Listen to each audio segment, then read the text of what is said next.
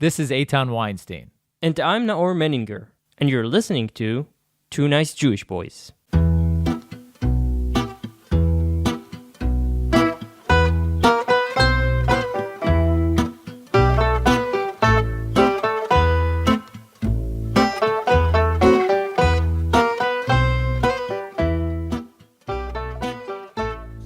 It all started when a social media influencer, Senia Waldberg, shared a post that sent shockwaves through Israeli social media. Known for his capitalistic and libertarian perspective on politics, Senya took an unexpected turn by critiquing Netanyahu's right-wing government and its controversial judicial reform proposal. What made this critique even more intriguing was that it originated from the right side of the spectrum rather than the expected left. Today we're diving deep into Senya's thought-provoking post and the unique perspective it brings. Senia Waldberg's journey in the public eye has been a fascinating one. Many young Israelis remember him as one of the pioneers who brought the controversial Seduction art courses to Israel, providing advice to men on matters of the heart and attraction. But life has taken Senya down diverse paths since then. He's evolved into a husband, a father, and an entrepreneur. Alongside his wife, Masha, he's created a groundbreaking invention named Annabella, a versatile milk suction device designed for mothers, aimed to be the ultimate solution in its domain.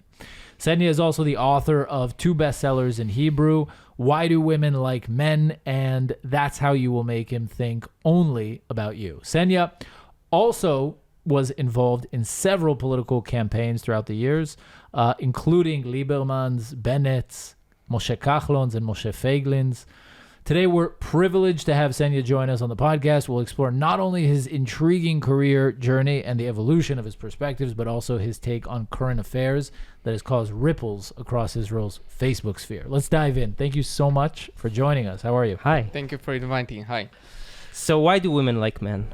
I have to know. I think it's just a headline to get people interested in the book, and I couldn't write how to pick up women because then men would be embarrassed to buy it from the store. So I had to find a headline which won't be so transparent. Okay. And it's not entirely not embarrassing to buy a book called Why Do Women Like Men? Yeah, but I had to leave something for the, something in the headline, and it worked. It was a bestseller from the first week, so... Nice. So what is the book about? Actually, it's more about self-coaching. I mean, how to gain more confidence, and how to work on yourself, how to find what you want, how to get into a relationship that will last. And mainly a lot of coaching, self-coaching, and confidence. And what led you to write it?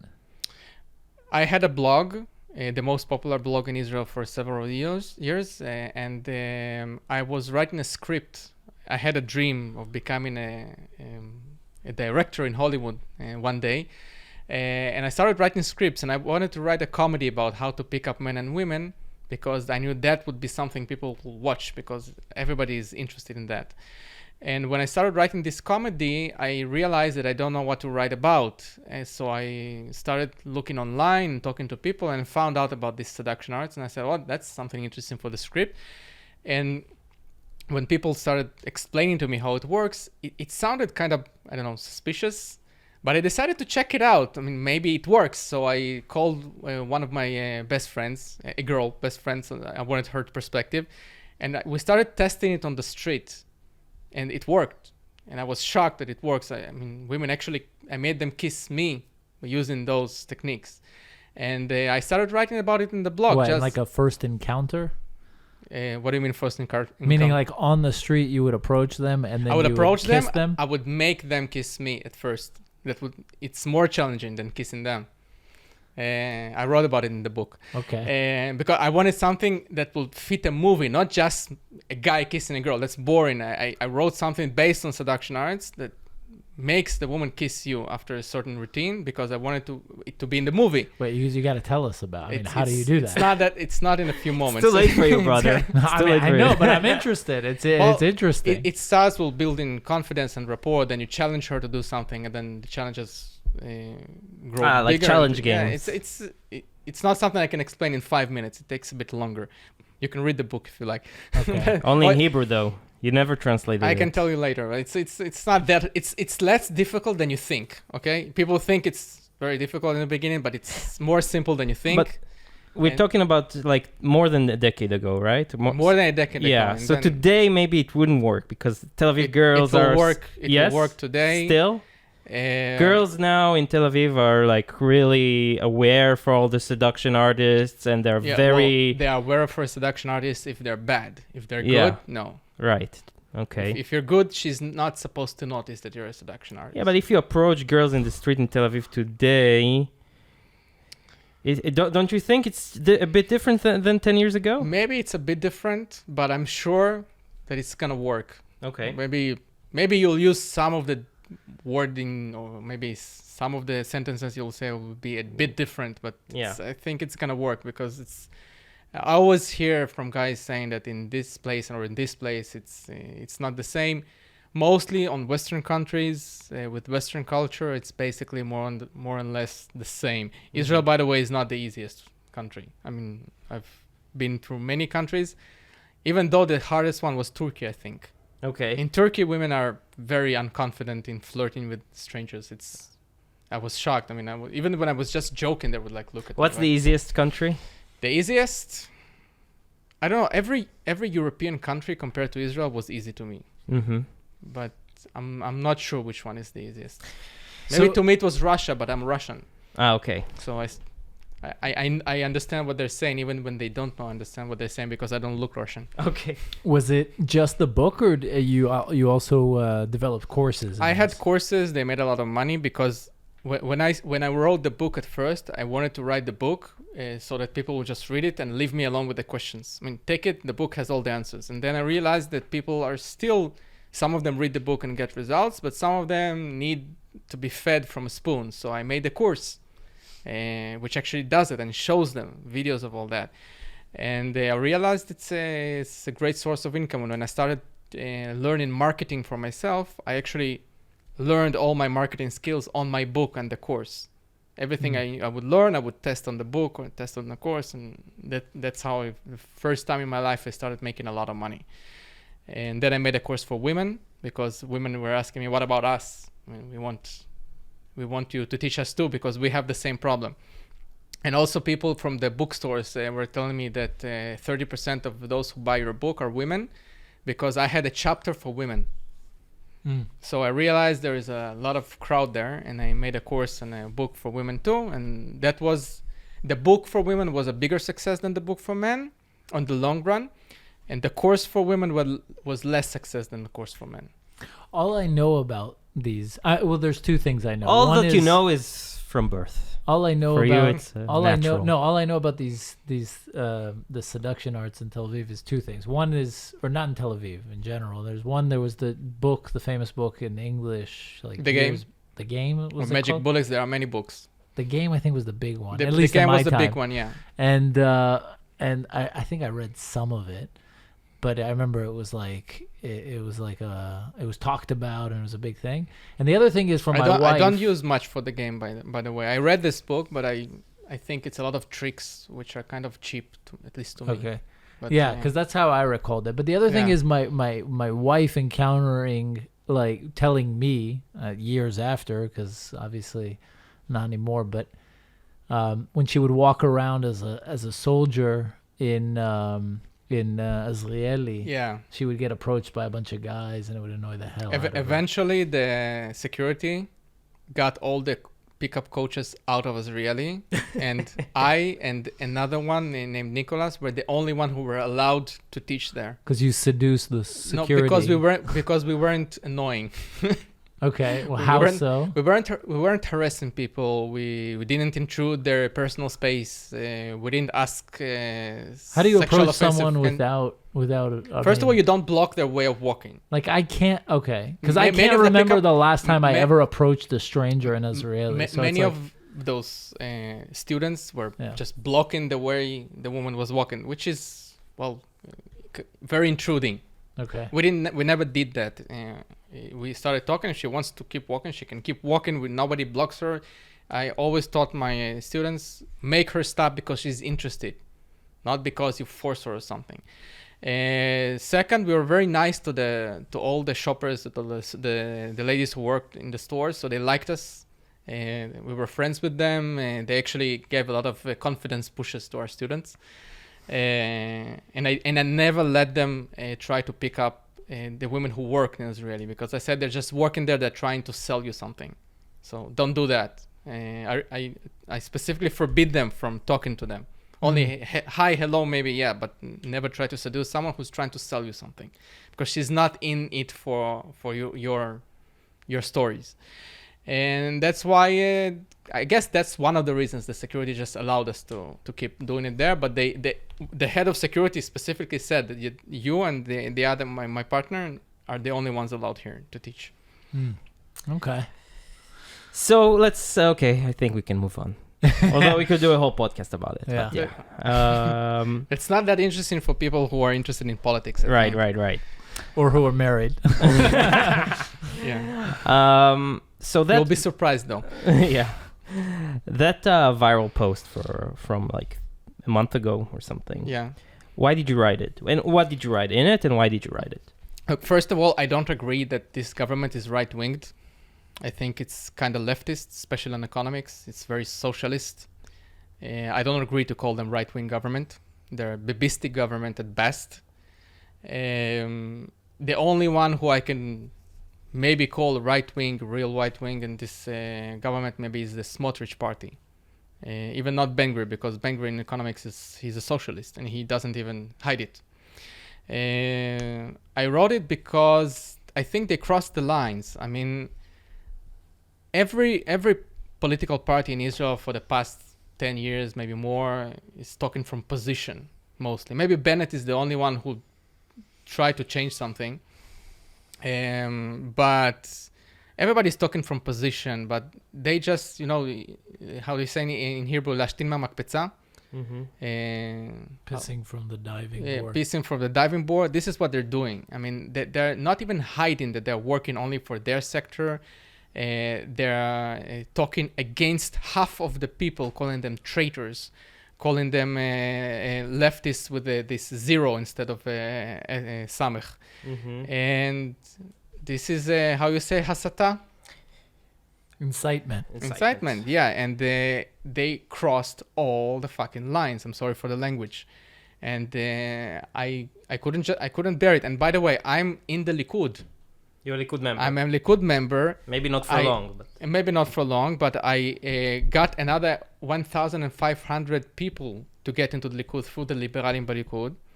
I wrote the campaigns which got them in after the first round of elections with Feiglin. And Netanyahu knows who I am. And I wrote it because something had to stop. This madness had to stop. So can you give us a TLDR of the... Like, what did you write in the post, more or less?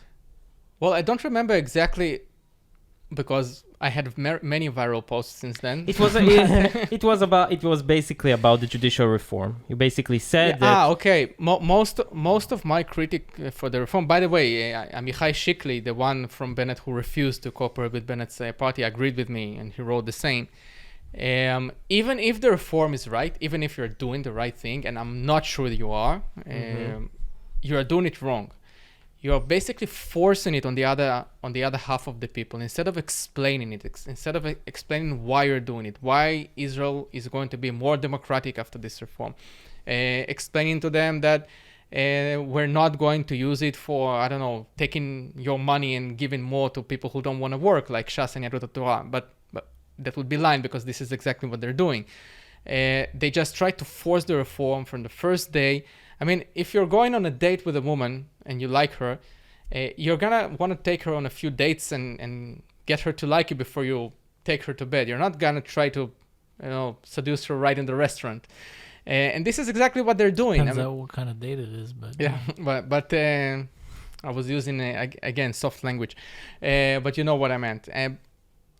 They are doing exactly the opposite. They try to force it on the other half of the people without explaining anything, and what is their end goal. Most of the people in Israel, right wing, left wing, center, had no idea that we need to have any kind of legal reform. And by the way, for years, I was one of the people who said that Bibi was a leftist because he's not making any reform in the jurisdictional system. But this is not the reform I was asking for, and not the way to do it. I mean, I hate the Histadrut, for example, because they're like a, radioactive descendant of the socialist time. But if somebody would tell me, let's put a bomb in the building and kill all the people in the Histadrut, I would say, what, are you crazy?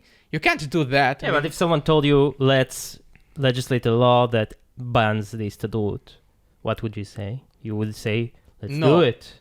Let's do it, legislate baby. a law that will ban the Histadrut? No. But legislate a law that will block them from using excessive force, like Chok HaShlish, the law of third, that if a third of workers get into a certain union, the other 2/3 have to do it by force. That law has to go, yeah. But I would not use excessive force and scare half of the people. For example, if Israel was 50 years ago, I would not do that because the Histadrut had a different status back then. People would get scared that our economy will fall. I would have to have gradually a long campaign and explaining people why it's important. I mean, maybe today, ban the Histadrut would not be so terrible because after years and years of bombardment of these messages, a lot of people understand why the Histadrut is bad. But if I would, for example, change the Israeli army from a public army to a private army, tomorrow people would be horrified, even though it might be a smart move to do. But you have to explain it. Once you're a prime minister, if you put me in a prime minister to become a prime minister tomorrow and give me twice as much power as Bibi has, a dictator power, okay? I would not do all these things without explaining to people why am I doing it, because I don't want to scare the shit out of them. But I don't know if I can agree with the premise that people didn't know about the judicial system and care about it because and I'll lay out why. Yariv Levin won first place in the primaries in the Likud, and he's had judicial reform plastered on his forehead for 20 some years. So you know how many people voted for Yariv Levin? Just a second. A very strong base of the constituency in the Likud voted for a candidate that has been strongly supporting the judicial reform. Secondly is the Haredim and the religious nationalists, right? And they've been crying about judges why? Okay. Smotrich's party, yes. Smotrich's party. It was in the agenda. I did too. Okay, but so you know this how has many been on the platform and on the agenda of these parties for quite some time, and Haredim also, because the judges have been the Supreme Court have been blocking their every move, basically. Also in relation to Shabbat and opening streets in religious neighborhoods. But First of all, people who voted for Yariv Levin in the primaries were, I think, 35,000 people in the Likud. I think how many people vote in elections? I voted. How many people vote in the Likud elections primaries? 70,000 or something. So half of them. Less even. I voted. So half of them. 1 second. I voted for Yariv Levin because he's liberal, not because of the jurisdictional reform. Okay. So not everybody who voted for Yariv Levin voted for the jurisdictional reform. Second, I've been in many campaigns in the past years, and I've seen a lot of deep, sikre omek, deep polls with a lot of numbers, numbers, a lot of data. None of them showed even remotely that the jurisdictional reform is a reason for somebody to go to vote in enough numbers, maybe 1 or 2, but not even in 1%. Most of the people didn't know about this reform, and I can prove it by asking you how many interviews or political ads of the Likud or Shas or Adot Torah or Ben Gvir or Smotrich did you see about the reform before the elections? How many news reports? How many commercials? I can answer that for you, by the way. One of not Simcha Rotman. Simcha Rotman had a book about it, but he didn't talk about it in the campaign. Of Amir Ohana in Channel 12. He said about reform. Yes, one. Most of it was Mas Abbas, which, by the way, was Bibi's initiative, and that the leftists are dangerous and they will destroy the country, basically. That was the campaign about. But you're making. I mean, again, you're making. By the way, half of the Liberalim Balikud, we made a poll. among ourselves, Liberalen do not בליכוד. agree with it. And Liberalim Balikud You need to are explain those what it is. liberals in the Likud, by the way, are those who pushed for reform for a very long time, and they don't agree with this reform. Okay, They you don't don't agree- agree with and they this don't reform, agree but with the you way- did support a judicial With the way reform. they're doing, of course, I want. And Okay. he voted I wa- for Yariv Levin. I You want- voted for I Yariv want a Levin. constitution. I don't want. This is not a That's reform. okay, but everybody has their own ideas. But in the end, Yariv Levin won the primaries. He had judicial reform plastered on his forehead. Half of the people, you're saying, he got 50% of the vote. I'm 50%. capitalist. If I'll become prime minister tomorrow and I'll do a shitty capitalism and I would increase the welfare, would that be an excuse? Wait, that's not. Wait, then, but that's. then you would go to elections and your voters would make you pay the price. You want to guess what's gonna happen the next elections? Because I What can will tell you happen? right now, the Yeah. Likud is going to lose big time. That's been a guess that a lot of people have made for quite I've some time. never made that guess, and I've always been right. I guessed that Bennet is going to be prime minister a year before that happened. we So wanna remember talk when I about that. told you. We want to talk about that. But wait, but You might but, be right, and but- and then they'll pay the price. But that's a different argument. You had an argument that people didn't know. Now you move to another argument that the reform isn't. No, first good. of all, I Those did are not two move. different I did not arguments. move. I still stand by the argument that people did not know. They didn't talk about it in the Okay. elections. But you knew.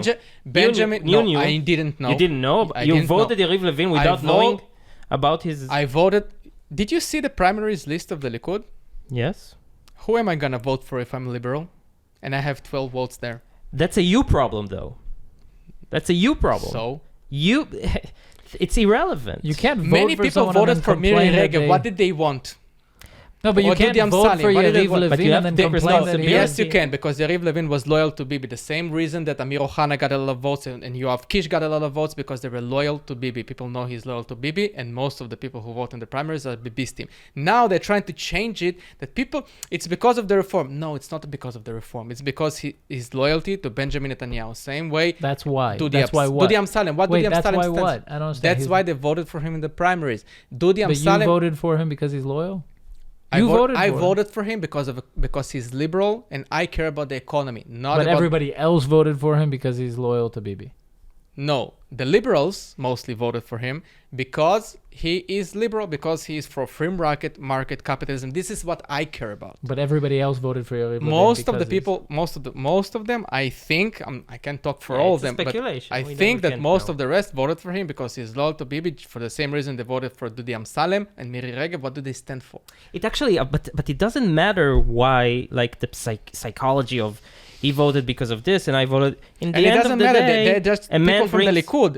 Most of the people who vote for the Likud are not even Likud members. Wait, but we need And to they- explain this bit because we're talking about the primaries in the Likud. Likud And is one of the only. Just a second, and I have Yeah. the biggest argument. The biggest argument is most of the people, the 99% of the people who vote for the Likud, vote from one man and not for Yariv Levin. They vote for Bibi. Most of the okay? people in the world vote Okay. for a party Bibi- because of as a popularity contest, not Bibi- because they care about anything. Bibi said nothing about the reform. So what was he Literally supposed to do when he got nothing. into office? So if he wanted to pass a reform, which by the way, I'm for a reform, not this one, but I'm for a reform.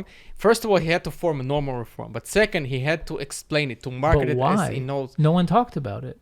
No one Why? voted for him for a Go to judicial. Kahlon No, but I'm saying in the no evening one. and you'll get your answer I'm saying why. your argument is flawed because no one voted for him for a judicial reform. So why should he even approach a judicial reform? If he wanted to do that, that's what he should have done. If you're asking me, should have he done it? I don't know. First thing he has to take care of is the economy, in my opinion. That's the first thing. But I think Israel does need a jurisdictional reform. It needs a constitution, a normal, liberal constitution. Because without it, what we have is a broken legal system. We don't have the three authorities like in normal democracies. We have two, the coalition and Bagatz. So we do have a problem. Bagatz does Supreme have... Court. Supreme Court. The Supreme Court here does have a lot of power, basically uncontrolled. But what they're trying to do with this reform is to move that power from Bagatz to the coalition. This is not going to make things better. This is just going to move the problem from one place to another. And by the way, I'm not even sure if it's going to be better. I think the way I see our politicians is going to get even worse if they do that. So, but if you make a constitution, a normal one, and you actually put everybody in place, that will actually solve the problem. What should be in our constitution?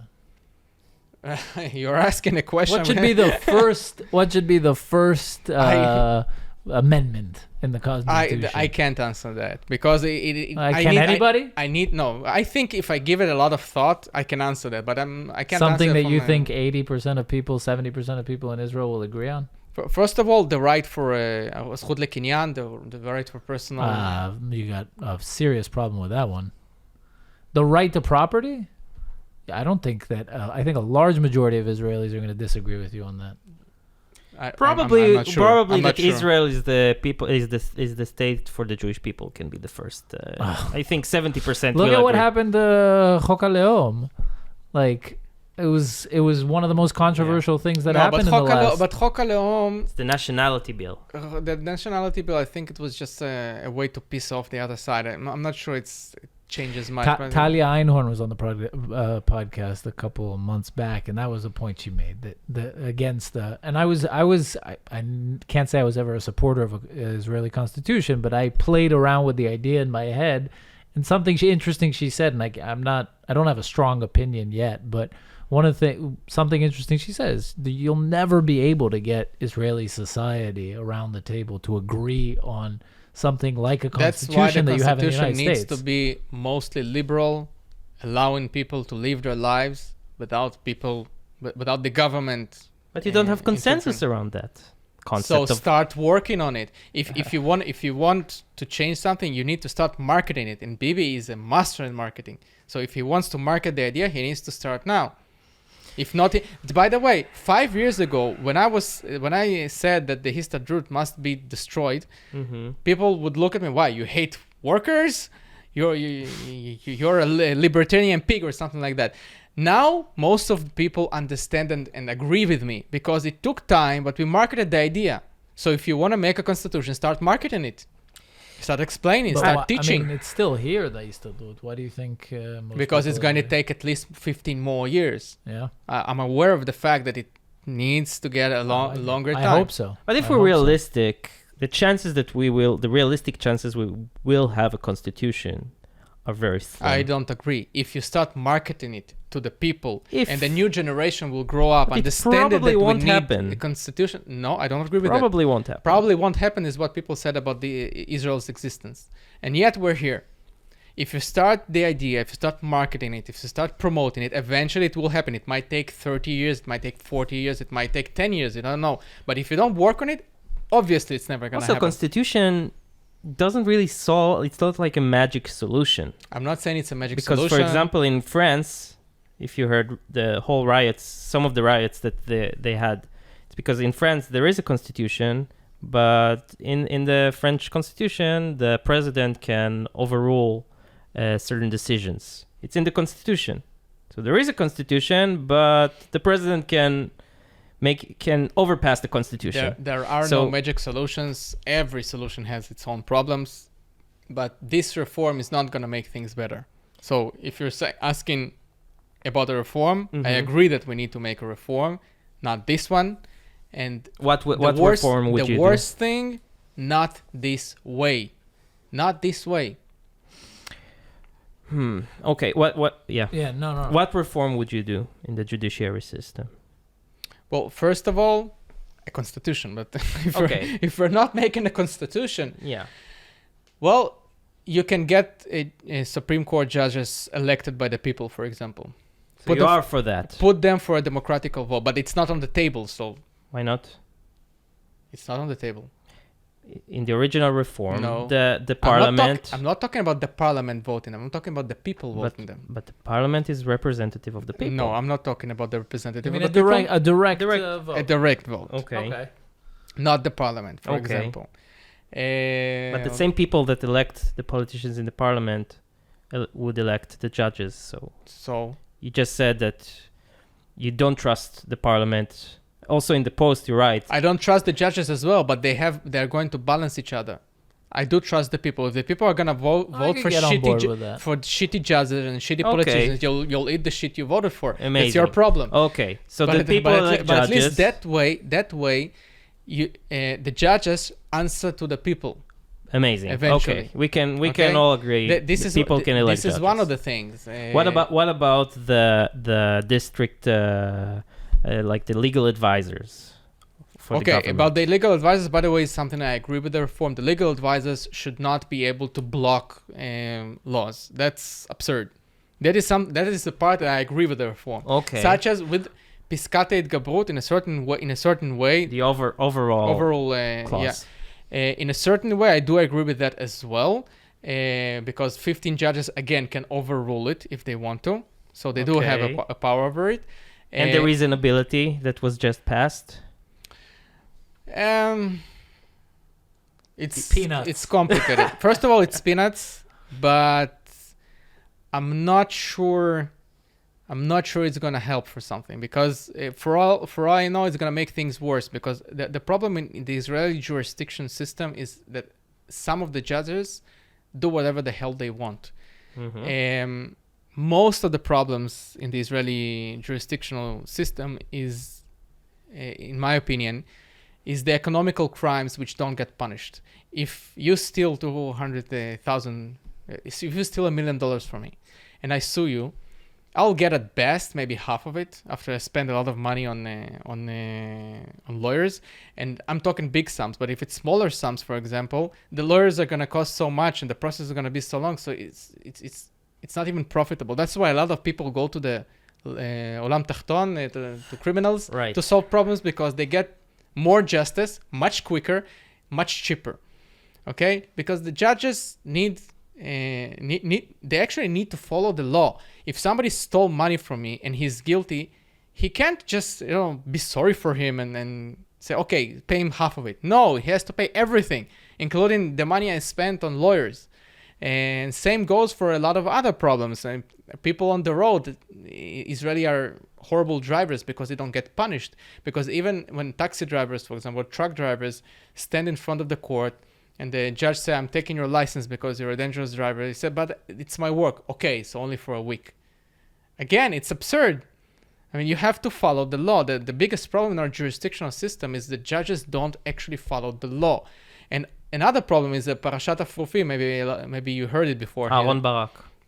Yeah, that judges can decide to overrule a contract because they think that they meant something else. This is one of the reasons people are afraid to do business in Israel. It's absurd. Again, these things need to be changed. These things need to be dealt with. But our government doesn't deal with any of those things. They deal with the things they need to get the Haredim off the Giyus, for example, to get them off the army, to pass more money to their sector. And it exposes their true meaning, their true intentions. If they try to pass this reform, but on the other hand, they would try to open the market and actually make all the changes I meant, then I would say, okay, maybe the reform is not so good, but I see that your intentions are good, that you're trying to open Israel, make it more liberal, make it a stronger economy. But when I see that on one hand you're making this reform, on the other hand you're trying to get the Haredim off the army and to pass more laws that will just fit the welfare system for the Haredim only. But the Haredim are in the government. They're in the government. I'm paying for them. Of course, I'm going to oppose that. I don't want to keep paying them more. You know that only 3% of the taxes in Israel are collected from the Haredim sector, even though they are much higher than that. Only 10% of the Haredim pay more taxes than they cost to keep them. Mm-hmm. An average family of Haredi costs more than 7,000 shekels a month to the taxpayer. But that can only be changed in the ballot, right? By voting. And we just went to vote. Okay. And that's the government that was formed. How many people who voted for the Likud or the Haredim or anyone know this fact right now?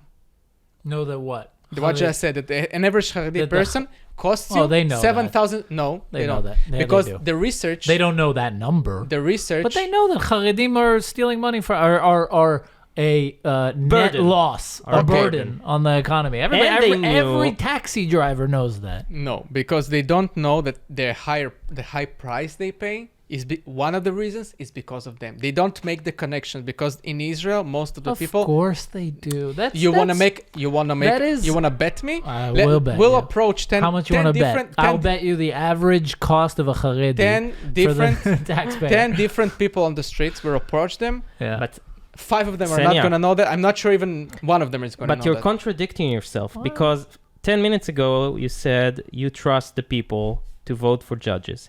But then your main argument with the reform and with this government is that voters don't know what they're talking about. Of course, voters don't know what they're talking about. But you again, trust them to elect judges, but they're all imbeciles. Yet again, after they see that your situation gets worse, you change your vote. Same thing goes with judges. Same thing goes.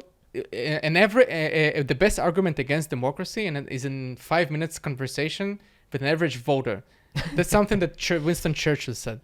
So I'm not saying that people are going to get a lot smarter if they have choices to vote for more people, but they will get smarter eventually when they see that there is a big problem with one of the judges or with a certain movement or opinions with certain judges. They'll vote for others.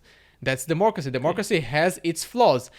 Maybe the best way of government is a dictator who cares about his people, like in Singapore or Dubai, but most dictators are not like that. So dictatorship is usually a very shitty way of government. So we have to deal with democracy. Mm-hmm. And by the way, many of, I'm not gonna say who, but of the leading politicians in Israel say it openly in closed conversations that the voters are stupid. I see it in polls. When I see polls, it's another fun statistic. Most people think they're smarter than most other people. No, we all think we're smarter than the average. I'm going to correct myself. 100 people, most of them will put not themselves. Stupid. How to say burim? Like ignorant. They're not necessarily stupid. I mean, if you ask me how to fix a toilet, I'm going to be very stupid about it because I don't know anything about fixing toilets. I didn't know much about politics before I took my first political campaign as a strategical advisor. Only then I realized, whoa, I didn't know anything about how the system works, because then I actually saw a lot of things I didn't see before. Okay? So this is when I realized that the best way to change the politics in Israel is not by voting for this politician or that politician. It's by educating the people, explaining to them economy, explaining to them the jurisdictional system. And we're all for that. But that's what I'm saying. You have to explain. If you don't explain, people are going to continue voting for Bibi or Lapid, which, by the way, both of them are not my taste, but it's going to continue like that. People are going to vote for those who are going to give loud promises and basically lie to them, because people are expected to be shown, I don't know, a pink world and of opportunities, and no politician can deliver. By the way, one of the biggest problems of Itamar Ben-Gvir is because of that. During the elections, I said to his voters, I mean, your problem is you build this high expectations of him, but his delivery abilities, I'm not talking about his intentions, his abilities are somewhere over here. So this gap, eventually you're going to get pissed off on him, because he's not going to solve anything of the things you think he's going to solve. And we're seeing it, by the way, now. So, and if they were more educated about the problems, if they realized that no politician can deliver what people expected Ben-Gvir to deliver, maybe Itamar Ben-Gvir could lower his promises and understand that he's talking to literate people, to people who understand what's happening, and he doesn't have to lie. He can be more direct. Feiglin tried not lying and be more direct, and you see what happened, right? But maybe it's not just because of that. Maybe he did certain things he didn't have to do before the elections, but he tried a sincere campaign without lying, talking in every field, trying to be deeper and dig deeper and explain everything. And not many people bought that. I mean, not many people realized what has to be done, and that he's actually being sincere. Not people care about that. I think they care. I think it was boring to them, because again, 5 years ago, when I would talk about the Histadrut, people would not get why we have to get rid of this organization. It's kind of like saying I ordered a plumber, and I'm gonna pick my plumber based on, like, if he really tells me the details about how he's gonna unclog the shit from my toilet and what valve I don't give a shit, just get the toilet fixed. People don't care about the details of Nitty-gritty. They Well, want simplification. They they do- want you to tell you what are the 3 things you're going to do for me. They do A, care B, now. C. Okay, go do it. They do care now because, by the way, the demonstrations is a great opportunity to explain to them everything because now people hear you, they listen to you because they want to understand what's happening and everybody's on the streets, they're yelling. So I explain economy I'm not that strong in jurisdictional systems. And by the way, in the beginning of the process, I wrote about it that I'm not writing a lot about the reform because I'm not an expert on the field. It's not economy. It's not my field. So No, but what my point is, and I think this is my deeper point, and I would like to hear what you think about it, is that the average voter is ignorant, as you put it. They're not ignorant and they're not stupid. They just don't care. They have a few things. Hold on, they have a they're few. ignorant But I because haven't they don't gotten to care. it. They're not ignorant because they don't care. They don't care. They don't really want to deal. They have jobs. They have families. They have lives. They don't want to have to think about how you're going to set up the economy of the country and what you're going to do on national security. They have 3 things on the top of their mind, priorities, 3 things. And they're like, I want those things done. And I think that the average right-wing voter wants smaller government, smaller amount of people within government that don't represent the people. They don't want judges that are chosen by the results of the random people. elections show otherwise because this government is huge. The voters of Bibi applaud him. He keeps spending and throwing money to every direction, which is not a right-wing move. And people applaud to him, say, yeah, that's what we need to do. Free education from 0 age, which is basically moving more money from Chilonim to Haredim. And there's no such thing as free education. Somebody pays for it, and it's you. It's always you. If you don't know who's paying for it, it's always you. And It's true. so I don't think that most of the people understand that, but they're beginning to understand now because more and more people are writing about it. This is why I insist on educating people. I don't agree that people simply don't care. If you show them this information in a way that will be explainable, will be understandable, they will start to care. If you repeat the messages time after time again, they will start caring. Most of 5 years They ago, care. They care about 5 their years ago, priorities. nobody cared about the Istadrut. Nobody. And now if the Istadrut does something, I get a lot of people tagging me and laughing because they are... but they are in an echo chamber. Most people still don't care about But these people were not in Istadrut. the echo chamber before. Now they understand. Now, Still a very small... my post about liberal and capitalistic economy get 5 or 6 or 7,000 likes today. Before, maybe 200. So people, it's still it's enough in Israel, and so we see the change. Of course, there is a lot more work to do. I'm not saying there isn't, but I don't agree that people don't care. Eventually, of course they care. They care that it's expensive. They want to know why. So we're explaining them. If I'm gonna say, let's give Tel Aviv, to Egypt, they're gonna care. Okay, so there are certain things people agree are bad because they know this is not going to end well. So certain things people care about. If you get them to care enough about that, they will care. And I will give you an example. During the last elections, a lot of people cared about Mas Abbas, the tax of Abbas, the fictionary thing, the one that Bibi initiated, and he sold his people that this is Bennett's fault. And a lot of people would say, but Mas Abbas. And I would say, you know whose initiative it is? And they didn't know. And yet, even though all this campaign was based on a lie, a lot of people started caring because all the channels of Bibi explained to them, this is the most important thing right now.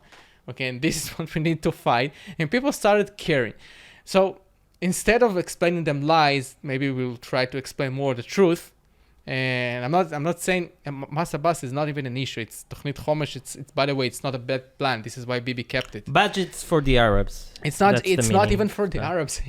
Half of this money goes to the Druze. See how a lot of disinformation. No, but Druze are Arabs. Druze are Arabs. Okay. But I would have more Druzes in the country instead of Haredim, if you ask me. But people will care if a lot of people will talk about it. If every media channel will start talking about this Istadrut or explaining that we need a constitution, people are going to start caring because they're going to hear it from every direction. Since I don't have the media at my disposal. I need to use my Facebook page and my influence on the internet. So it's going to take a long time, but I'm working on it. Do you hate the Haredim? I don't hate the Haredim. I work with a lot You of just Haredim. said I'd rather we had more Druze than Haredim in Israel. Yes, because the Druze are paying taxes and they're working and they're going to the army. Of course, it's better for the economy. I don't hate the Haredim just because I prefer the Druzes. Okay. I prefer a lot more the Team Lumim than Haredim also. Mm-hmm. And so I work with a lot of Haredim. Some of them are nice people. By the way, many of them agree with me. They just don't say it in Probably public. most of them are nice people. Probably. Yeah, I think the same percentage as in every. You got assholes and nice people in every group of people. Yeah. So it's I think the same percentage. Most of the Haredim, they don't even know. One of my friends who was a Haredi, now she's a Chiloni, she wrote me on one of the posts that you know that I've been there. Most of them don't know that they live on your expense. Mm-hmm. They don't understand it. If they knew it, maybe they wouldn't like it. They wouldn't like it, but they literally don't know about it. It's also not their fault. It's our fault. I agree, it's our fault. It's our fault. I agree, it's our fault. But we keep doing choose it. Yeah. But we keep doing it. And when I started writing about it, I had a lot of journalists from the Haredim and Ushiot Reshet. Like social media influencers. Social media influencers who wrote to me, you're not right. And I would prove them that I'm right. And they didn't know what to answer, but they were shocked of the new information. And I would show them research from Forum Kohelet, which you can say it's a left-wing forum, that proves all my points with the 83 pages long research. And they didn't know how to deal with that because they were told something different. Okay, so but nobody's gonna read that 83 pages research from top to bottom. But when they see that they see the numbers are based on an actual research from a right-wing forum, they got little to say about it. But they start making excuses. Okay, but what, do you prefer the Arabs? So they start with the whataboutism.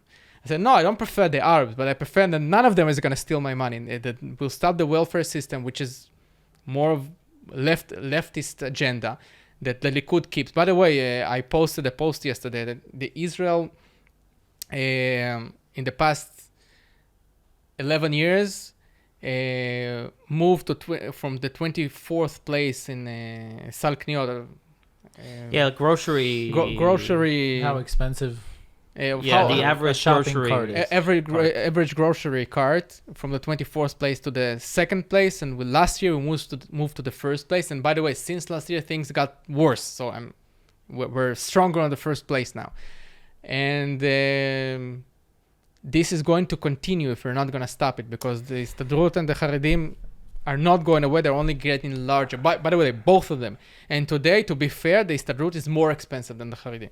But this is why people voted for Bennet on the fourth election round, and they voted for his economic plan, right? I was one which of the you people initiated. Yes, who wrote it. Yeah. This is why I'm leading us there. Which promised Israel would be Singapore, which is a dictatorship, by the way.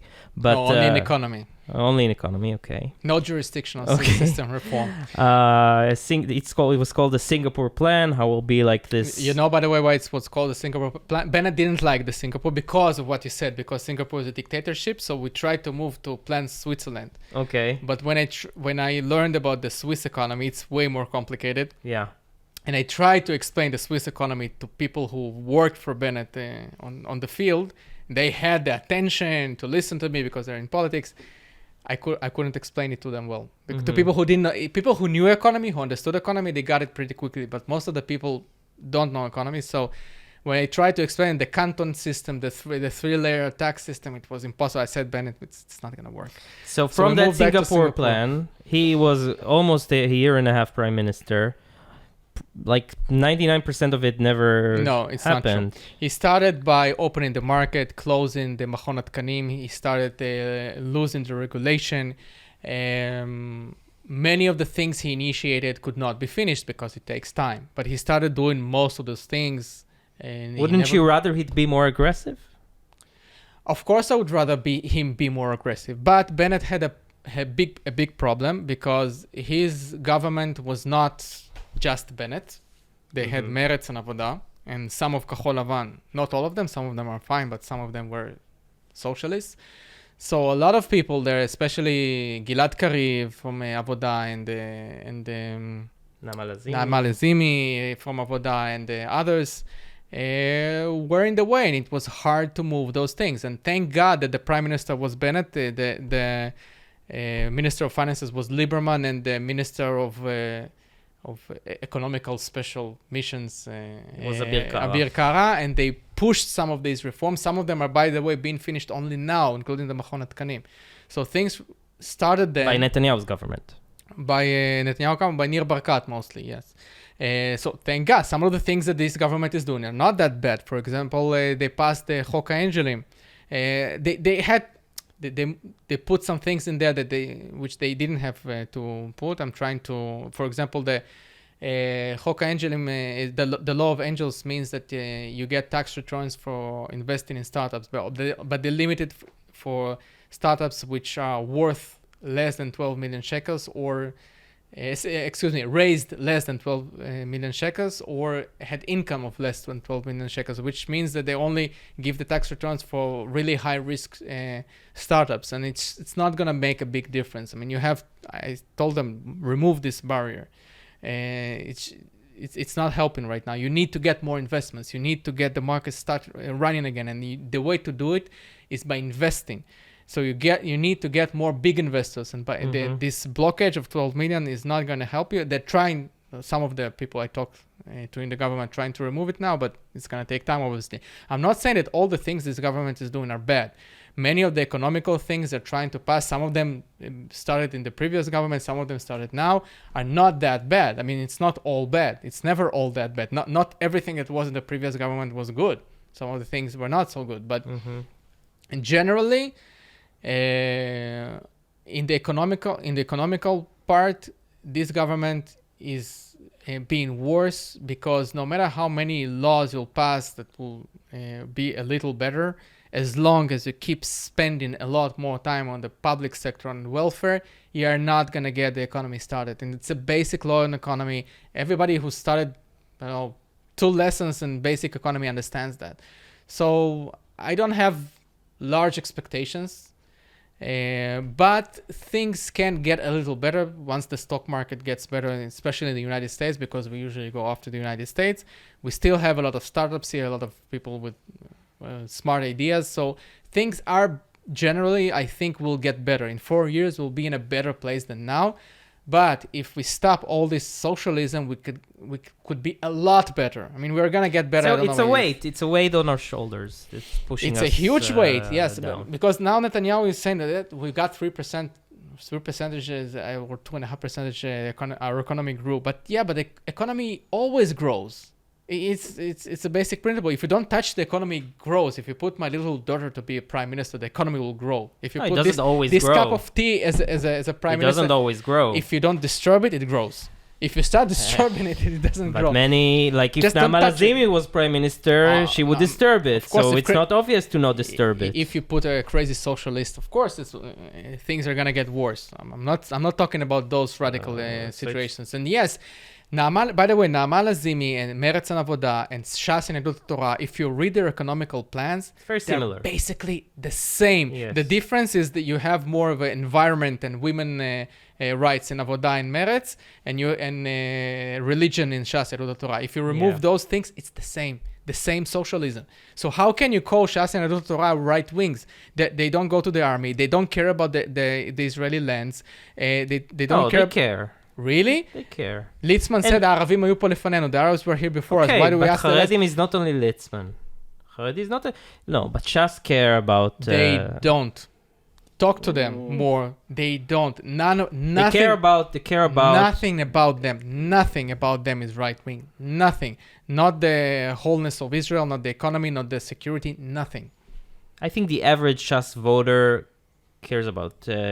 Wouldn't want a peace agreement, a Palestinian state. The Shas voter who is not Haredi, maybe does. The Shas voter who is Haredi, they don't give a shit. I'm sorry. Eitan? I don't know. Why do you say that? Because I see how they act. I see what their politicians are saying. I don't see that any of their voters are pushing them to be more Zionists, more go more to the army. So support the. Going to the army you know what? is the way that you... I want to see an Israeli flag in one of their demonstrations because they do some demonstrations. Never seen an Israeli flag once in my life in their demonstration. Yeah, they don't necessarily get behind the Israeli state as it exists today because it's not as they envision it, and they want it to be very different than it is today. I'm going to add more to that. But that doesn't mean that their Zionism isn't Zionism. They don't believe Israel should even exist before the Messiah came. Really? Now you're talking Neturei Karta. Now you're talking like extreme. And Shas voters want the Israel to fall. Which is the biggest Hasidim in the Yadut Torah. Really? No. Yeah, but there are only two mandates in the Knesset. Those people you talk about. Okay. You remember how much noise Bibi did about Abbas, which he wanted to sit with? They are not Zionists in any way. Again, I don't think they want to destroy Israel. Well, most of them don't want it. But so they don't difference. care about it. No, there's the difference. Yeah, of course. Again, I'm not in favor of putting Ram in the coalition. Okay, so I'm not there either. Ram is the Arab part, one of the Arab parties. Yeah, but I'm saying there is no much difference between the two because if you see the direct damage that Ram did comparing to Shas and Yadut Torah, Ram did nothing comparing to them. Nothing. I mean, they did do some damage, but it's literally maybe 1/100th of what damages Shas and Yadut Torah is doing. Yeah, but you're talking about economic. And what economically? Economic, but what else? Okay, but economically, what you perceive as damage, they perceive like as benefit. But it's benefit for themselves. Yeah. And by the way, I think the percentage of people who go to the army of Ram voters is not much different than from Shas and Yadut Torah, but that's a different story. Especially Yadut Torah. The difference is that Ram voters more closely align themselves with people who want the destruction of the state of Israel and people who want the death of Jews. Again, I'm not for Ram. I don't want them in the Knesset. I think they're less bad than Balad, for example. I mean, there are scales of bad in the Arabs. But so if I had to choose between them and Balad and Hadash, I would choose them. But if you had to choose between them and Haredim, I honestly would choose the one who would give me the less bad terms. If economically. If we were at war, for example, then I would choose the Haredim. Yes. But if we're right now, it's basically we're not at war right now, and we haven't. Who? With Ram? No, with a neighbor state. Okay. The Palestinians is not a war; it's a conflict that will keep going another 100 years, I think. So I don't see why Ram is much worse than them. I mean, if you can control them in the government, and especially if you don't, the biggest problem with Ram was not just that they were in the government. The biggest problem that they were the vote that put you over the barrier of 61. You depended upon them. That was the biggest problem. I mean, if you don't depend upon them, if they're just another party, then it's not that bad. I bet someone said that about the Haredim way back in the day when they were like, they're just a couple of mandates. What's the big deal? But you don't. And then they became what they are today. But you pay them to make more children. I mean, you literally pay them not but that's to what work I'm saying. and back then, children. They were like, it's not a bit. You get what I'm saying? It's a slippery slope. It's not what happens with the Arabs. You don't pay them to not work and get more children. So their average birth rate is the average of Israel right now. And the Haredim is twice as much. And the Bedouins too? No, the Bedouins are much higher. The Bedouins are like the Haredim. The Bedouins, by the way, is a problem. And they don't get money for every child? Not. Oh, they get. Not the same amounts because a lot of the welfare system is not built for them. They get the money for the children, but the Haredim don't only get the money for the children. They get Arnona discounts. They get Lushim. They get a lot of things from side. The Bedouin don't. The Bedouins don't. Don't need Arnona discounts. Yeah. The Bedouins are gonna be a huge problem in the future. By the way, that's another problem. They are a huge problem right now, even today. No, we just push it under the rug. They're a big problem right now. The rug, you can still step on it when they're under it, but they're gonna grow over it one day. And yes, by the way, the Arab sector these years, the past year, it was a record breaking in crime. and the government does nothing about it. I mean, Ben-Gvir promised לעשות סדר, to put everything But that's in what order. the reform is about, to me. The reform is not about that. It is. How is a reform going to change anything in the Arab sector? Because our main problem is that it just happened now. We just saw a perfect example a few days ago. The police arrested someone for an Arab Bedouin from the north for blackmailing, and the local judge released him to go home, and only they appealed to a higher court, and he reversed the decision. And the reform. So wait, the Supreme Court reversed the decision. Not the put Supreme him back to jail? Court, a higher court, District like the court. district court, Okay, reversed it this time. So how is the reform going to change that? But generally, judges, and you said it also, the judges don't rule to our interest and to the law. No, wait. They don't rule, and that creates a situation where crimes are like. Criminals are being caught, they're being persecuted. But the criminal was put back in jail. So this is not a good example. No, but he was put back in jail So- for now, but he will get a very easy punishment. He's just the a second. charges. About the easy punishment, if you get enough evidence, you get punished. About the punishments, you can pass a law. You don't need a reform for that. You can pass a law with minimum punishments, which are gonna be much higher. You don't need any reform. But that's no, you don't need a reform for that. But that's the thing. I don't want to I don't want to legislate a law for minimum punishment. Why? That's So how are you going to change the reality? That's taking an Advil, right, for cancer. No. Yes, because you have cancer. You Well, can take how Advil. are you going to solve the but- crime problem then?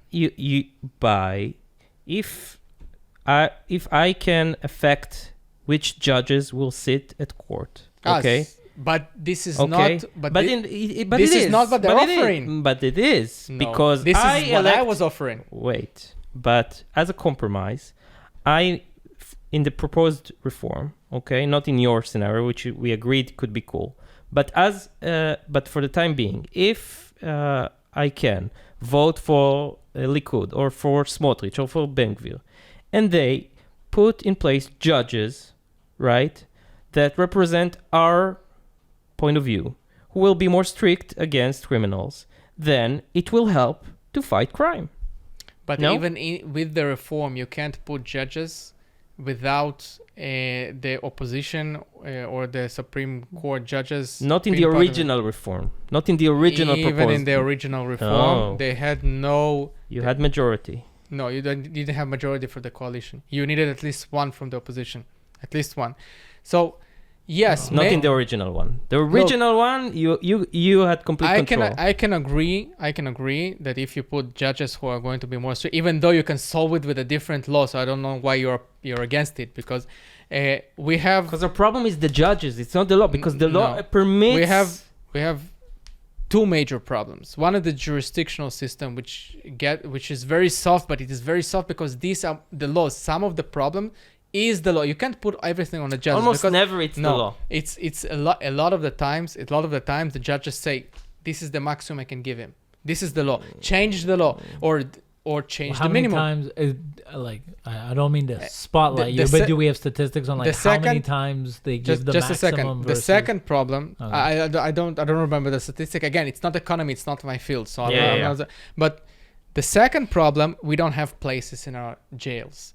By the way, this is an argument against the Supreme Court, because when we tried to pass a bill pass a law for a private jail, so we'll spend less money on them and we'll have more places. The Supreme Court overruled it. Yeah. This is one of the cases in which the reform would be the Piskat Hitgabrut is necessary. Yeah, the override clause. The overall, because in this case, I think the Supreme Court was wrong. It's such as in 2003, but it didn't. Yeah, it was not their place. It was simply not their place. Simply not their place. But this problem remains. If the government, if Bibi Netanyahu would say, okay, or Ben-Gvir, or any of them would say, we need to solve this problem. We need more jails. We need more strict laws. And this is why we're doing the reform. I would say, amen. Okay, so I see that your intentions are clear. But as they pass the reform, they have more than 200 laws whose whose intention, which is intention. Their intention is Their intention is just to take more money from the working class, which is Datim, Leumim, and Chilunim, and pass to the intentions of the Haredim but that's their mandate.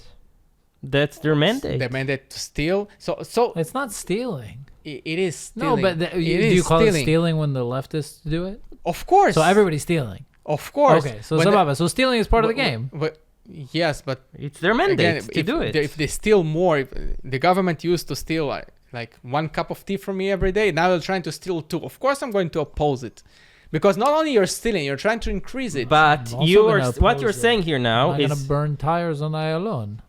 I'm gonna oppose it, but I'm not gonna burn tires on the Ayalon. I'm not burning tires on Ayalon either. Yeah, I know. So I'm saying. But I understand why people are doing it.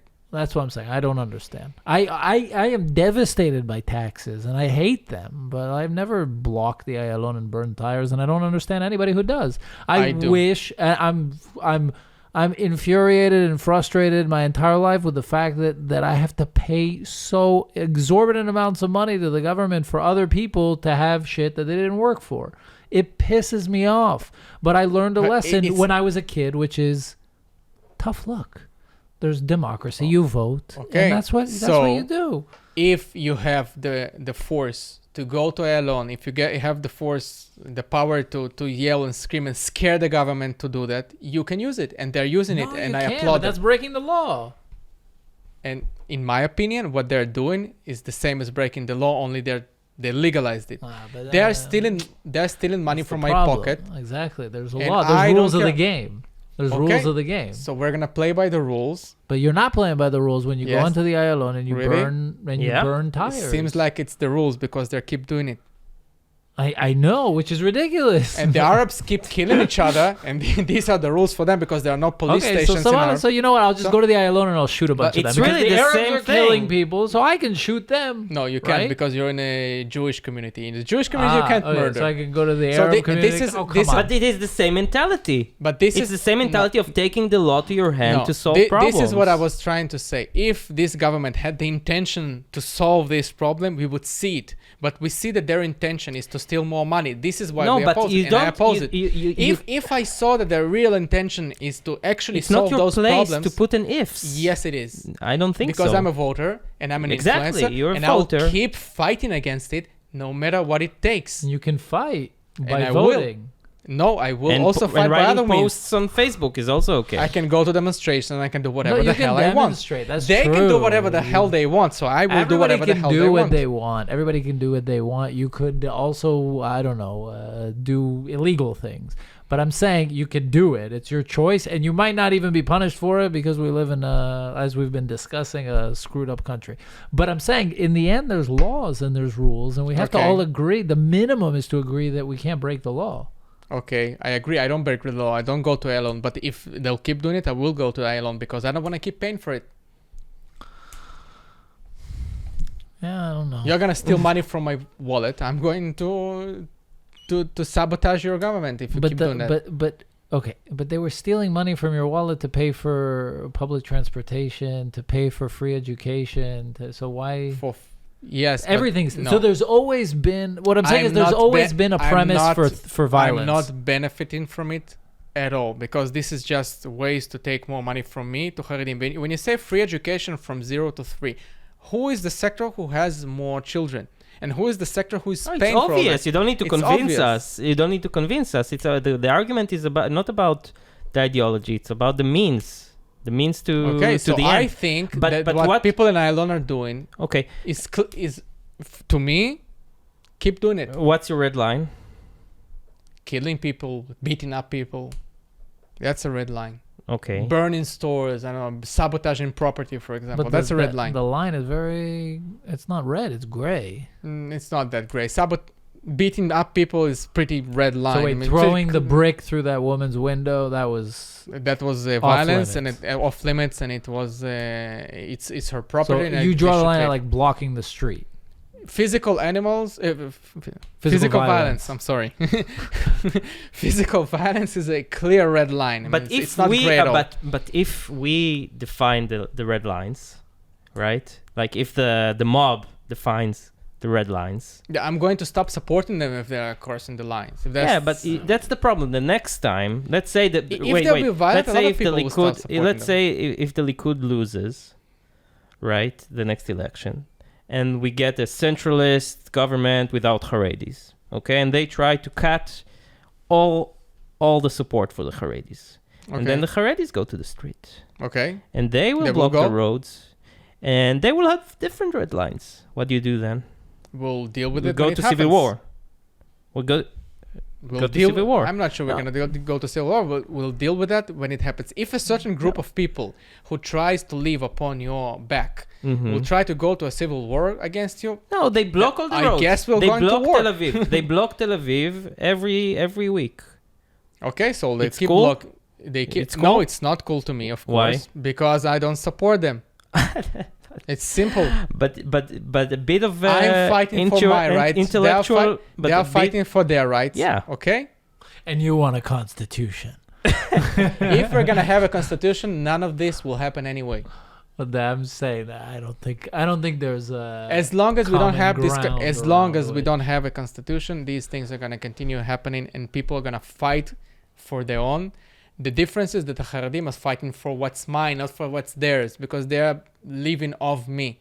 So when they start blocking Ayalon, I'm going to support the police a lot more when they violently remove them. Because I don't think they have the right when they don't pay for anything in this country. Of course, legally they have the right, but morally they don't. Morally, I don't care what they But to think. me, as long you they don't have pay. morally the right to block Ayalon. Fine. So don't I agree can with say it. I'm fine with the police beating up those. Okay. You see, I'm not saying you don't have the right for your opinion, but eventually we reach the point where. but it's a double-edged in this- sword. Wait. Of course, it's the double-edged sword, but we reach the point where if you have enough power in this country, you get what you want. This is by the way, what the Statut That's does. anarchy. We're going there. It will keep going there if this government doesn't stop what it's doing. Because certain people, like me, had enough. When we don't want to pay for these things anymore. I mean, I agree. And yes, that I am don't wanna going to pay. fight. Eventually, I will go to Ayalon as well if it gets harder. And I will be there myself. I haven't been there myself so far, but I will go there eventually because I don't want to pay for it. And if you don't like the fact that I'm blocking roads, tough luck. Then. By the way, if there was a demonstration for lowered cut taxes by half, we would be there. I think, we would be there. Wouldn't right? block the Ayalon though. We won't block Ayalon, but we will go every week for a demonstration. Cut taxes by half. For the Statut once for. But if they raise taxes to 90%, Eitan would block. You would block Ayalon. It's true. I would. So you see, everybody has lines, even you. Oh yeah. By the way, everybody's the got a people who line. block the Ayalon. question is where's Just the a line? second. One important thing I forgot about it. The people who block Ayalon, unfortunately, they don't block because of the taxes. The reason they block Ayalon exactly. is because they actually truly believe that this government is leading us to a dictatorship. And if I believed it, if I believed that this government was leading us to a dictatorship, since I came from a dictatorship, I know how it looks like. By the way, this is why I know that it's not a dictatorship. I would go and block Ayalon, and I would be a lot more violent because against dictatorship, you get So they've been violent. brainwashed. They've been brainwashed. Then, in this case, if the police would try to fight me, I would fight back violently. If I really believed we're going to a dictatorship, because this is what you do to a dictatorship. Yeah, the but- reason I'm not doing it Because we're not. is because we're not. Yeah. Okay. So So this is why they've I'm not been doing it. brainwashed. They've been brainwashed. Or I'm wrong, but I think they're Yeah. wrong. I think they're wrong. I think. Look, But most you of them, understand most them. of them understand that this government will not become a dictatorship, but they believe that because of this reform, we're eventually gonna go there. I can't say that I have a proof they're wrong. I'm not sure about it. I don't think so. I disagree that we're going to a dictatorship, but I can say for sure that they're wrong. But again, if I was brainwashed that we're in a dictatorship, I would be there. I would burn tires and do all the things because I know what happened in Russia. I know what happened in Ukraine. I know what happened in I was born in Moscow, by the way. My grandfather actually personally knew, he was a friend of Gorbachev's, and he personally knew Vladimir Putin. I know what a dictatorship looks like. I know how you have to fight it with force, with violence, because demonstrating with a sign doesn't help. The difference between the demonstrations in Belarus and Ukraine is that in Ukraine it worked because they were very violent, and this is why they're a democracy now. In Belarus, 2014.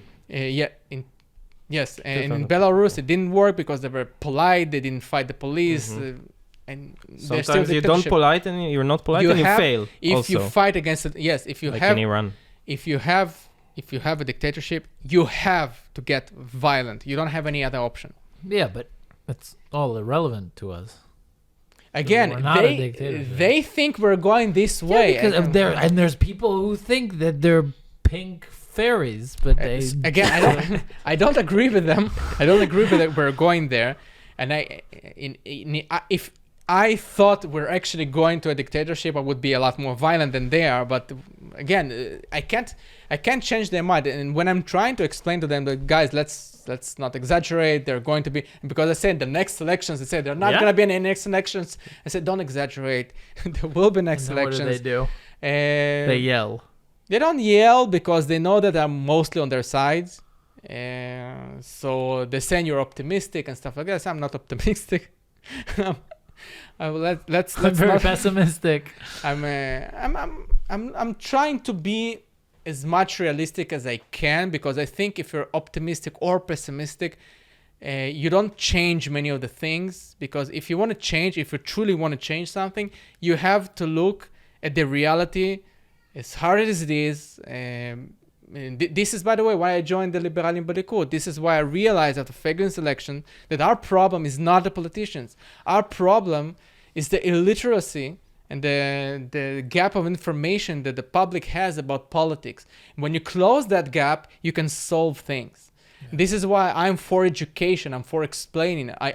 If I became prime minister or minister of finances, one of the first things I would have done, by the way, this is a bit socialist thing to do, but I would take like maybe 25 billion shekels, and I would educate all the people in Israel about finances, how to finance yourself, how to deal with the family finances. First of all, it would get a lot of people out of poverty. But the second thing it would do, it would get people a lot of education about how economy works. And then the next generation of politicians would not be able to lie and That's using the enemy's tactics. Yes, but and by the way, you know which country did something similar to that? Dubai, and it worked. So I'm not even inventing it. I mean, I thought it before I knew that Dubai did it, but I talked about it with one businessman I know, and he said, yeah, that's what they did in Dubai. So like, amazing. So my theory actually works in practice. So, and this is the thing I'm trying to fight: the illiteracy, the fact that the people simply don't know what's happening there. So you would steal people's money and put it to your agenda. Yeah, Stolen money. I always say what I would do would be cut 30% of the ministry I'm responsible for. That's what I would do. Which ministry it is, because no matter which one. Yeah, take your pick. It's not Except possible. for the defense It's ministry. not possible with all. I'm not sure it's possible with the defense ministry, because It's possible. I'll do it. well, look, you I can do. you can reduce it by 100%, but the results are not going to be so good. It's not that. Look, I was the one who started the Hamal Chilutz from Ukraine, the Like emergency rescue from Ukraine. And I studied the war. I still keep posting things. I posted a joke a few days ago, and the media picked it up as news that Putin called Prigozhin's wife to say he's sorry for his death half an hour before the people actually thought it was news, and they kept reposting.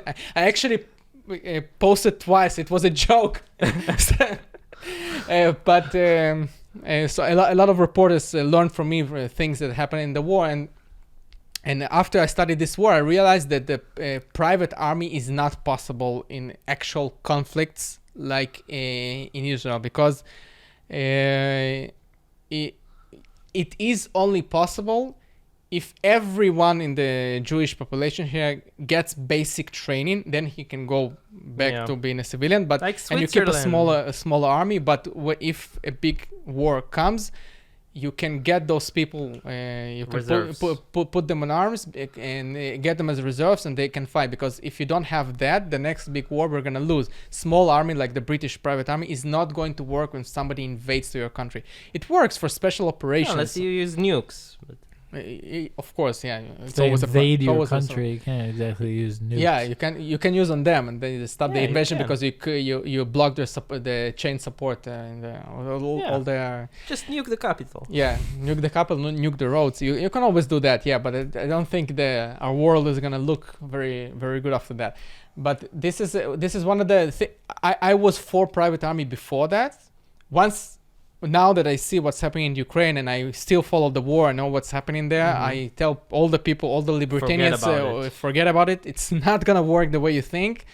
You're gonna, and one of the biggest problems you're gonna have is the chain of supply. You have to keep it open. People always keep saying, when I say let's lower the tariffs for food, and what about the local farmers? What about the agriculture? Our food independency? And I said, look, first of all, we don't have any food independency because all the grain, everything comes from abroad. But the problem with the food independency, we're gonna run out of ammo long before we run out of food. So you're not gonna be worried about the food when the war happens and the blockade is gonna happen. The ammo is going to run out like in 2 weeks, and I'm optimistic. The food is gonna run out after several months. We're gonna have a lot more of that. So this is one of the things I realized when I started studying those things. That's interesting. Yeah. Bullets are more important than food. Of course. By the way, it was a huge problem during the Milchemet Yom Kippurim, the Yom Kippur War. Yom Kippur War. If not Portugal and their islands in the Pacific, in the Atlantic Ocean, where the American planes could land, we would have a huge problem with supply. We were running out of simple ammunition and simple shells of 155 millimeters. By the way, the same problem that Ukraine has now. It's 50 years, more than 50 years past. No, actually 50 years exactly has passed. And throwing things that explode at the enemies will always be an effective method. The first plane that landed in Israel brought shells of 155 millimeters because our artillery desperately needed them to stop the invasion. And if we didn't have that road of weapons, and by the way, all Europe refused because they were embargo. There was embargo. Oil embargo. Portugal, the only, by the way, not a democratic country back then, it was the only one who saved us from this. Maybe United States, I don't know, pushed them hard or something, but they were the only country who agreed to let the American planes land, and then they came to Israel. And this is how we basically were saved. And food was not the problem. Ammunition was the problem. Wow. Okay. All right, I think we've changed the format on this episode officially to 1.5 hour episodes from 1 hour episodes. It was really, really interesting. Yeah. Very fascinating. I think what's interesting is that like we can agree on like 80% of the things. Yeah, that 80%, like really, we are probably mostly all of us on the same side economically and even probably politically. But we're still you voted for Feiglin odds. And Bennet, so you voted for the campaigns that was in, and we're still at odds on so much, right? There's like it's like the 80-20 rule. It's like even though we agree on 80, the 20 is maybe at the core, but there's a lot that I think it's kind of endemic of like what Israel's going through right now. I think most of the left wing and right wing would agree on many of the things. The problem is that most people here don't understand many of the details. For example, economy. When 4 years ago, even today, sometimes I ask someone if you're a socialist or a capitalist, and they say I'm a socialist. When they actually realize what it means, and I explain that no, of course I'm a capitalist. So it's less common now than it was back then. But when I first joined the Liberman Belikud, especially in startup events. The head of the Liberman Belikud has a VC fund. So I would meet him a lot and we would talk to entrepreneurs. And he would ask people, are you a socialist or a capitalist? And people almost always said, I'm a socialist. When once you explain to them what it means, they said, no, I'm a capitalist. They didn't even know what it means. So most of the people in Israel don't know the details. This is exactly why I said that if I would be not prime minister, but minister of finances, this is one of the first thing I would do is use that money we steal from their wallet to educate them why we should not steal money from your wallet. And then the next generation, even if somebody will replace me in 4 years, he will have a hard time to keep stealing because they would know, wait a second, I'm paying for all that shit, stop that. So this is the first problem we need to solve, the education. if you don't have education on financial education, people are gonna keep voting for all the politicians who are gonna promise them the world without being able to keep it. By the way, Naftali Bennett let me basically do almost anything in the political campaign with the economics and during the fourth election when he became prime minister. And most of the people did not care much about the details. That was when I looked at the polls, I said, oh my God, I'm dealing with people who just simply don't know. And maybe 10% of the Israelis really understood what we're saying. Yeah. That's a big problem. And I was, every detail I was writing, I was checking the facts. Even during the last campaign for Liberman, he was the Minister of Finances, so I was checking every fact, double checking it, reading researches. And then I see Bibi making a commercial about the reform in the agriculture he's going to try to pass, making a video about how this cucumber are going to cost less and explaining his reform. It was an amazing video, by the way. I like the reform. It's like as if I wrote the reform. There was only one problem with this video. It's the reform which already passed by the last government. And only after 100 comments somebody wrote him, are you joking? They already passed this reform. And none of the people who followed Bibi actually saw that. Only later the journalists saw that and started writing in the media that this is just a bullshit video. But most of the people said, yeah, it's exactly what we should do. Unlike this government right now, who doesn't understand that we should keep doing that. And I was like reading these comments. Oh my God, we're idiots. Nobody knows what's happening here. Yeah. Ignorance is bliss, though. By the way, I'm sure that Bibi actually knew he was lying in this video. I have no doubt that he knew that this reform has passed before that. And if he didn't, it's going to be absurd. But someone in his campaign knew that. Yeah. I'm sure he knew that, and they still made this video. I think we can all agree politicians are slimy liars. Yeah, but there are certain levels of lying. Of sliminess. I mean, of sliminess, yeah. But Feiglin would never do that. Feiglin has his own problems that he would never like that. Never. Successful politicians are slimy liars. Bennett the slimier and liar and more lying you are. Bennett would never lie like that. Never. I mean, he has his Twitch. No, you know what? I'm not sure. Bennett would never lie. I'm not sure. I'm gonna take that back. He's going to lie about his intentions, but at least he's going to check the facts before he speaks. I mean, same with Liberman, by the way. Liberman lied in the past a lot, and I was one of his biggest critics in the past. In the past 2 years, he became much better. He became more capitalist. So be careful not to say anything bad about. You don't want to get. Yeah, I was criticizing him when I was working with him, and I saw him in the office next day and would get the looks while writing shit.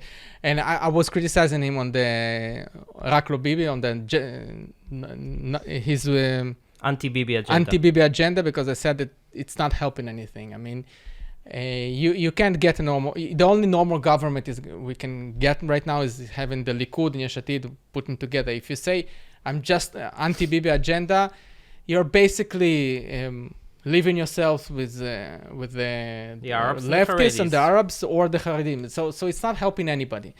And he has his personal issues with Bibi, I guess. Same critic I had for Lapid, by the way. But I wrote this critic even during my work with him. His digital head of digital marketing would call me and say, "Why are you writing this right now? He's not going to sit with Bibi." I said, "I know, but I disagree with the decision. I'm writing it not as a campaigner. I'm writing it as a public influencer. I mean, there is work and there is what I actually think. I never had any problem criticizing the politicians I work with if they deserved it." Okay. Senya, thank you so much for coming. We really appreciate it. We hope we didn't give you too hard of a time, but we found it really fascinating. Thank you. Thanks for coming. Thanks and for we have to have you back on to talk more about Bennet and everything else. Bennet is not in the game right now. So. Yeah, but it's an interesting but not tale. for today. One for the books. Thank you so much for coming. Thank See you. you next time, guys. Bye. Bye.